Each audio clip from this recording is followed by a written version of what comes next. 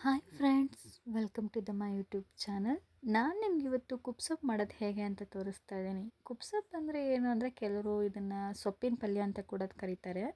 ಇದು ಚಪಾತಿಗೆ ಮುದ್ದೆಗೆ ತುಂಬಾ ಚೆನ್ನಾಗಿರುತ್ತೆ ಮತ್ತು ರೈಸ್ಗೂ ಕೂಡ ಚೆನ್ನಾಗಿರುತ್ತೆ. ಸಿಂಪಲ್ಲಾಗಿ ಬೇಗನೆ ಮಾಡ್ಬೋದು. ನಾನು ಮೊದಲೇದಾಗಿ ಕಿರಿಕ್ಸಲೆ ಸೊಪ್ಪನ್ನು ತೊಗೊಂಡು ಆನಂತರ ಅದನ್ನು ಸಣ್ಣದಾಗಿ ಹಚ್ಚಿಟ್ಟು ತೊಳೆದು ಸೈಡಿಗೆ ಇಟ್ಕೊಂಡಿದ್ದೀನಿ. ಏಕೆಂದರೆ ದಪ್ಪದಾಗಿ ಹಚ್ಚೋದ್ರಿಂದ ನಾನು ಇದನ್ನು ಮ್ಯಾಶ್ ಮಾಡ್ತಾ ಇಲ್ಲ, ಅದರಿಂದ ಸಣ್ಣದಾಗಿ ಹಚ್ಚೋದ್ರಿಂದ ಬೇಗನೆ ಆಗುತ್ತೆ. ಮೊದಲೇದಾಗಿ ಪ್ಯಾನಿಗೆ ನಾನು ಆಯಿಲ್ ಹಾಕಿ 15 ಮೆಣಸಿನ್ಕಾಯಿನ ಹಾಕಿ ಫ್ರೈ ಮಾಡ್ಕೊಂಡಿದ್ದೀನಿ.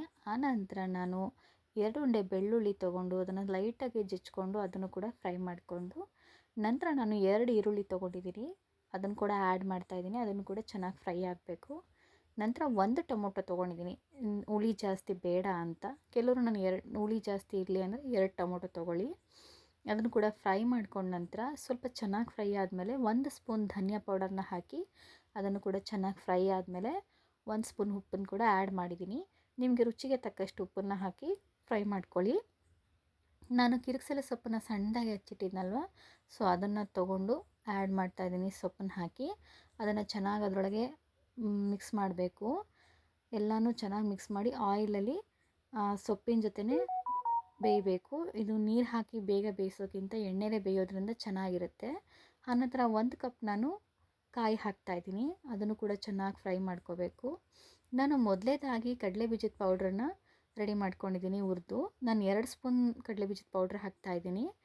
ನಿಮಗೆ ಕ್ವಾಂಟಿಟಿ ಮೇಲೆ ಎಷ್ಟು ಬೇಕೋ ಅಷ್ಟು ನೀವು ಹಾಕ್ಕೊಳ್ಳಿ. ಹೆವಿ ಹಾಕೋದ್ರಿಂದ ಅಷ್ಟು ಟೇಸ್ಟ್ ಇರೋಲ್ಲ, ಸಿಹಿ ಬಂದುಬಿಡುತ್ತೆ. ಆದ್ದರಿಂದ ನಾನು 2 ಸ್ಪೂನ್ ಹಾಕ್ತಾಯಿದ್ದೀನಿ. ಅದು ಕೂಡ ಚೆನ್ನಾಗಿ ಫ್ರೈ ಆದಮೇಲೆ ಅರ್ಧ ಗ್ಲಾಸ್ ನೀರು ಹಾಕ್ತಾಯಿದ್ದೀನಿ. ಯಾಕಂದರೆ ನಾನು ಮೊದಲೇ ಫ್ರೈ ಮಾಡ್ಕೊಂಡಿದ್ದೀನಲ್ಲ ಸೊಪ್ಪು, ಅದರಿಂದ ಅರ್ಧ ಗ್ಲಾಸ್ ನೀರನ್ನು ಹಾಕಿ ಚೆನ್ನಾಗಿ ತಿರುಗಿಬಿಟ್ಟು ಕ್ಲೋಸ್ ಮಾಡಿಬಿಟ್ಟು ಸ್ವಲ್ಪ ಚೆನ್ನಾಗಿ ಒಂದು 2 ಕುದಿ ಬರೋವರೆಗೂ ಇದನ್ನು ಬೇಯಿಸಬೇಕು. ಆನಂತರ ಇದು ಸೊಪ್ಪಿನ ಪಲ್ಯ ರೆಡಿಯಾಗುತ್ತೆ. ಇದು ಮುದ್ದೆಗೆ ಮತ್ತು ರೈಸ್ಗೆ, ಚಪಾತಿಗೆ ತುಂಬಾ ಚೆನ್ನಾಗಿರುತ್ತೆ ಫ್ರೆಂಡ್ಸ್. ಇದು ನಿಮ್ಗೆ ಇಷ್ಟ ಆಗುತ್ತೆ ಅಂದ್ಕೊಂಡಿದ್ದೀನಿ. ಇದು ಹಳ್ಳಿ ಶೈಲಿಯ ಕುಬ್ಸೊಪ್ಪು. Thank you so much my friends.